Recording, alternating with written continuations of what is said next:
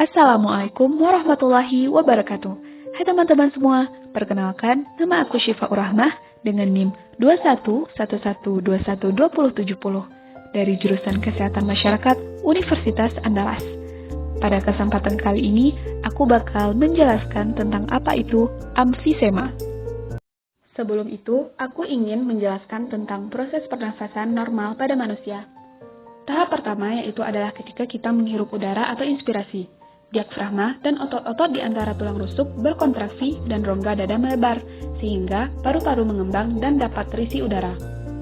Lalu, udara masuk melalui hidung.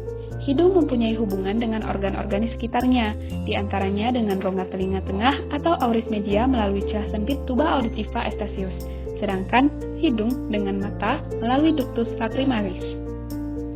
Setelah dari hidung, maka udara akan masuk ke faring. Saat udara masuk ke faring, maka akan melewati 3 bagian faring, yaitu adalah nasofaring, orofaring, dan laringofaring. Lalu, setelah dari faring, maka udara akan masuk ke laring.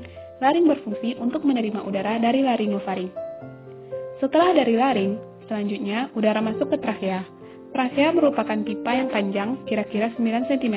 Mukosa merupakan lapisan terdalam trakea.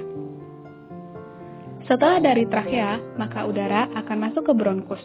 Bronkus berfungsi mengantarkan udara dari saluran napas atas ke dalam paru-paru sekaligus mengeluarkannya dari paru-paru. Setelah udara masuk ke alveolus, maka terjadi proses pertukaran oksigen dan karbon dioksida pada pembuluh darah kapiler, yaitu pembuluh darah kecil. Proses selanjutnya, oksigen masuk ke dalam kapiler, kemudian menumpang sel darah merah untuk menuju jantung. Setelah terjadi pertukaran gas oksigen dan karbon dioksida, maka otot diafragma dan tulang rusuk kembali rileks dan rongga dada kembali seperti semula. Itulah pernafasan normal pada manusia. Selanjutnya, kita masuk kepada pengertian dari emfisema.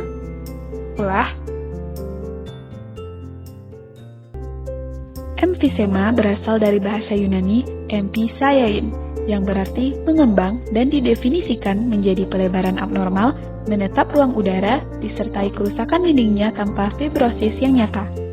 Pelebaran menetap disertai kerusakan alveoli dapat mengurangi aliran udara ekspirasi maksimal akibat daya recoil elastik paru yang berkurang.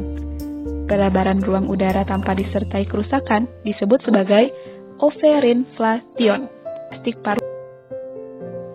Untuk proses normal, orang dewasa memiliki laju pernafasan normal 12-20 breath per menit. Sedangkan laju pernafasan abnormal adalah kurang dari 10 breath per menit dan lebih dari 26 breath per menit.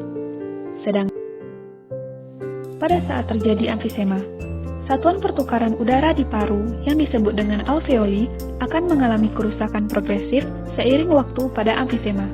Pasien harus inspirasi dan ekspirasi dengan volume udara lebih besar demi memenuhi kebutuhan metabolik distribusi oksigen, pengeluaran karbon dioksida, dan menjaga keseimbangan asam dan basa.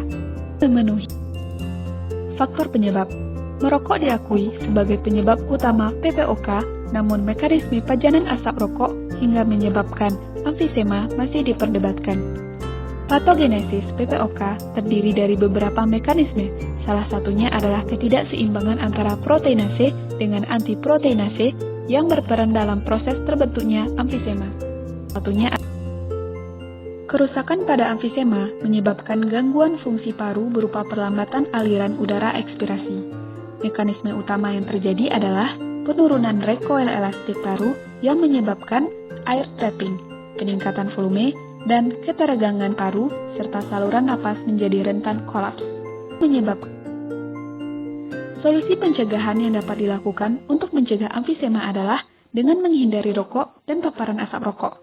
Rokok adalah penyebab utama kanker paru-paru dan penyakit paru obstruktif kronik atau PPOK.